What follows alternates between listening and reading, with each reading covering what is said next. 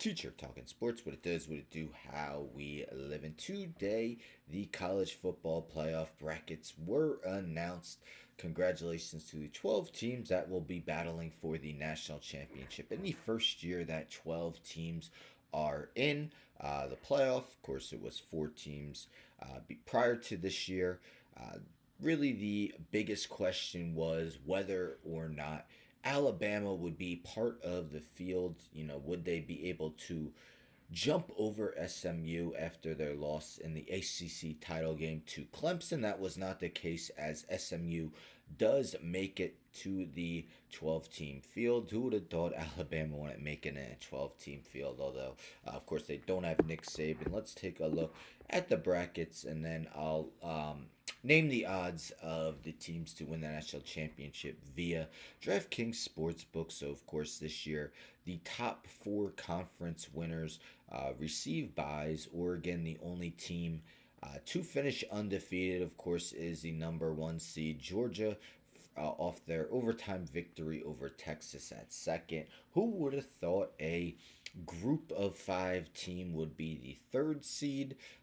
Most people assumed, because a group of five team was going to make the college football playoff, that they would end up being the fifth seed, the lowest of the conference champions. Well, Boise State didn't even make it much of a question, as they finished third. Of course, Ashton Genty uh, probably will finish runner up the Heisman for Travis Hunter, although his performance uh, yesterday gives him a slight opportunity to, maybe surpass Travis Hunter. But actually, that game was Friday. But anyhow, then Arizona State, off their blowout victory over Iowa State, easily winning the Big 12 title game. They receive a bye as well. Then our matchups in the opening round, we got Tennessee against Ohio State. I'm going to say if Ryan Day does not win this game, he will probably be fired. That's just my prediction. Then we got Clemson versus Texas. Seems like a mismatch. I mean, Clemson with three losses, the only three-loss team to make the field, but of course they would have had no chance, except they won the ACC title game, so they are in. Then we got Indiana versus Notre Dame. Indiana really only played one very good team, that was Ohio State. They got blown out. Notre Dame has played excellent all season, other than one of the worst losses in college football this year. And then SMU versus Penn State. Penn State played admirably in their game against Oregon in the Big Ten championship game. Probably will be a somewhat heavy favorite over SMU. But if we take a look at DraftKings Sportsbook, we see that the odds, let me get to it.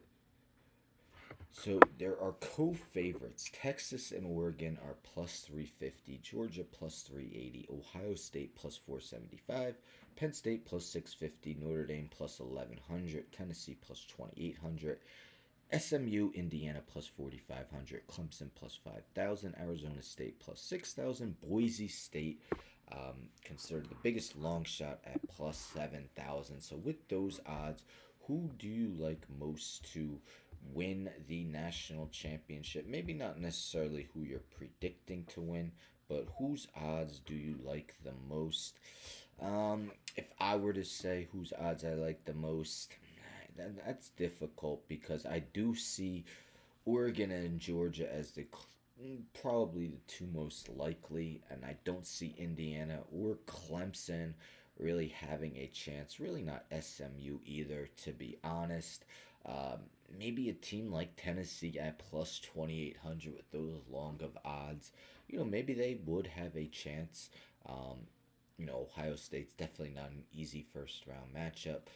But I do like them at that plus 2,800. And I mean, shout out to Arizona State. We're predicted to finish last in the Big 12 via the media poll. And lo and behold, here they are in the college football playoff due to winning the Big 12 championship game over Iowa State. But let me know in the comments your thoughts. Who is going to win it all? Whose odds do you like the most? Anyhow, don't forget to subscribe. Tell a friend, tell a friend, tell a friend to subscribe. Like the video, share the video, hit the bell for notifications. I'm out.